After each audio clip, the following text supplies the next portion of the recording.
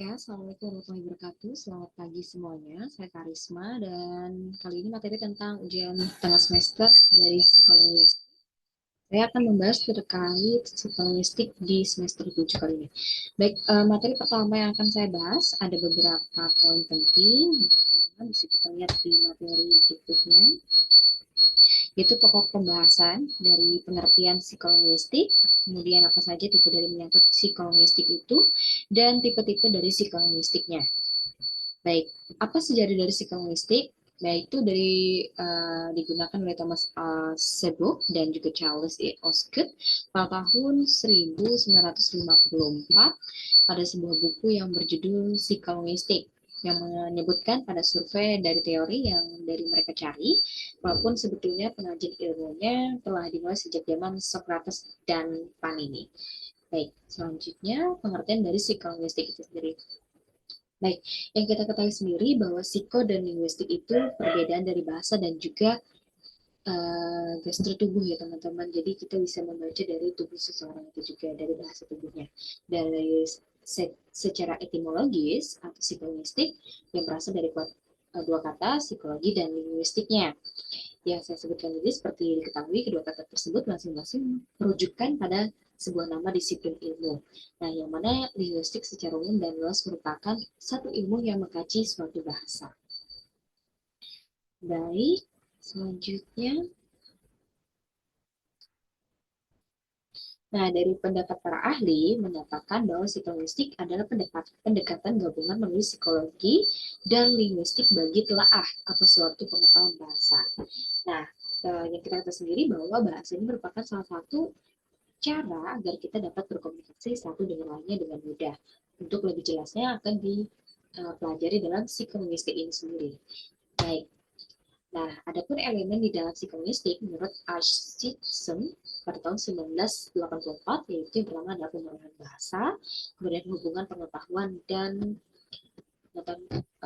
pengetahuan dan penggunaan bahasa, kemudian adanya produksi dan resepsi bahasa. Jadi yang dimaksud di sini teman-teman bahwa kita dengan psikolinguistik ini dapat mengetahui seseorang itu dari bahasanya, baik itu dari anak kecil yang masih berusia balita hingga orang tua dewasa.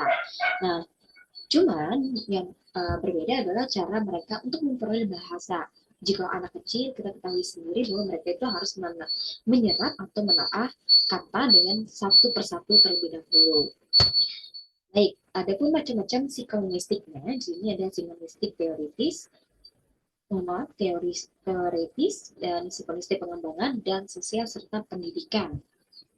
Nah, kebanyakan kita belajar di sosial ya, karena lingkungan sosial itu juga berpengaruh besar untuk pengurangan bahasa, budaya, dan juga cara penerapan dalam kehidupan sehari-hari.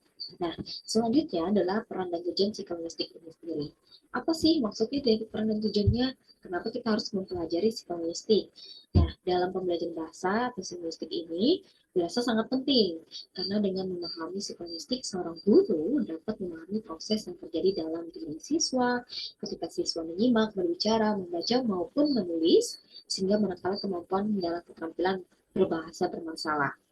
Maka pentingnya suatu peran guru dapat melihat dari sudut pandang psikologi atau alternatif solusinya. Jadi seorang guru itu tidak hanya memahami dari segi bahasa, tapi sudah disebutkan ya teman-teman bahwa ada menyimak, berbicara, membaca, ataupun menulis. Baik, adapun rangkuman yang saya dapatkan adalah belajar psikolinguistik itu adalah hal yang penting untuk mempelajari suatu perilaku bahasa, baik perilaku yang tampak maupun perilaku yang tidak tampak. Nah, contoh dalam kehidupan sehari-hari yang perlu kita resapi atau yang perlu kita terapkan adalah bagaimana cara kita untuk bisa uh, untuk memperoleh bahasa seseorang yang mungkin cukup memiliki keterbatasan bahasa. Maka dari itu kita harus memiliki suatu keterampilan dari menyimak bagaimana dia menggunakan bahasa tubuh ataupun menulis agar kita dapat menerap komunikasinya dengan baik dan betul. Baik, saya ucapkan terima kasih dan sampai jumpa. Wassalamualaikum warahmatullahi wabarakatuh dan sampai jumpa.